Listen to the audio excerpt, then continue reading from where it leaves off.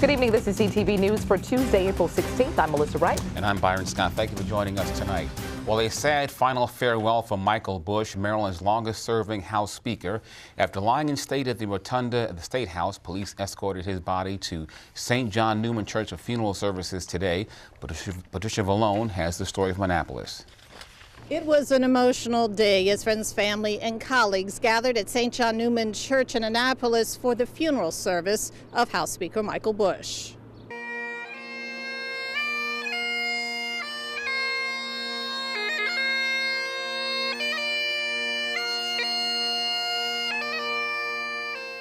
I was fortunate to have the chance to share a few last words with the Speaker.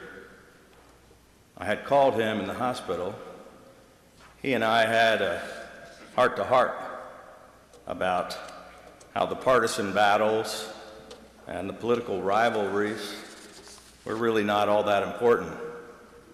And we agreed that what really mattered was our family and loved ones, and the profound sense of pride that comes with serving the people of Maryland. When Megan and I were both in college, our dad would always call us for our Sunday night phone call. And every time he called, on your phone you have caller ID and it says Dad. And you'd pick up the phone and I would say, hello? He was like, this is your dad, Mike Busch. I was like, thank you. Elected 17 times by his peers and led Maryland into a new progressive era. He didn't always start off like that. He was a country guy, grew up, dad kind of left the family, raised by mom, and kind of made it on his own, playing football, and then made it on into politics. And he was a great leader, a great role model. This is a great tribute to a great American. It was a great experience for a bunch of young guys who had never been in the legislature before to bond, to learn, to really get to know how to be a legislator. Obviously, Mike took those lessons very well. He and I entered the House of Delegates the same year, along with Attorney General Frosch, former Governor Bob Ehrlich, and Peter Franchot, actually. He's always a decent guy. And even out of session, we'd cross each other at the beach. He'd be in front of the bakery getting sweets for his family. I feel like he and I grew up together through the many years, 16 years of service, and we really had an incredible series of victories that took a long time, but the DREAM Act, the marriage equality, really hard bills that we wouldn't have even imagined in 2003 that we would have passed. So he really leaves a legacy. When I first got elected, we had a conversation, and then he put me on a committee I didn't like, and I objected, and he switched. 4 years later, I wanted to go to that committee, and he never let me forget it. A reception immediately followed the funeral service at the Navy Marine Corps Stadium. A private burial is being planned by the family. From Annapolis, Patricia Vallone, CTV News. A memorial fund for Busch will be used to establish scholarships in his name. Meantime, Senate President Mike Miller, who was at Busch's funeral, continues to receive radiation treatment for prostate cancer. Miller announced in January that he was diagnosed with an advanced form of the disease. The Senate President told reporters gathered outside Busch's funeral that he received radiation treatment yesterday at Johns Hopkins.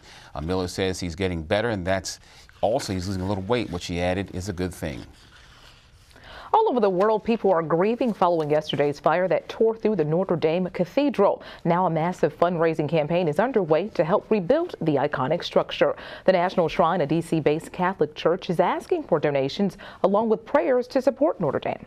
CTV stopped by the church this morning to learn how people are dealing with such a great loss.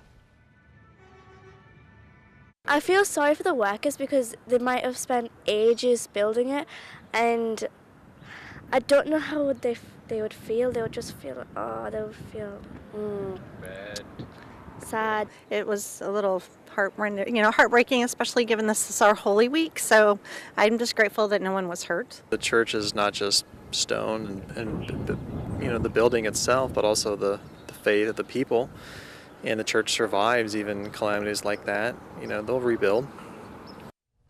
So far, more than $675 million have been pledged to rebuild the cathedral. Police have identified 22-year-old Darrell White as the victim in a fatal shooting in Suitland. Officers were called to Waymore Lane early Sunday, where they found White and another man suffering from gunshot wounds inside a home. White was pronounced dead on the scene, while the other victim suffered non-life-threatening injuries. Police do not believe this was a random attack. Anyone with information on this incident is asked to contact police. Donning red shirts, some county teachers took time out of their spring break to voice concerns about the school system's budget.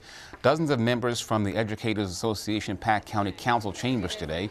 They called on lawmakers to fully fund the school district's budget. Union President Teresa Dudley worries that veteran teachers will leave the county if they are not paid a fair wage.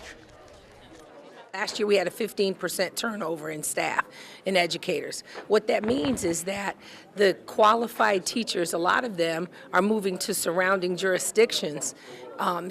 When you have a turnover, it's a turnover in experience, and it affects the children, because do you want your child in front of a 7-year veteran, or do you want your child in front of a first-year teacher? What happens is the county council cuts the budget, and then the school system has to go back and have a fire sale in June. So we want to prevent that by fully funding the school system, because then we have to pick and choose our priorities based on funding. The council must approve a new budget by the 1st of June.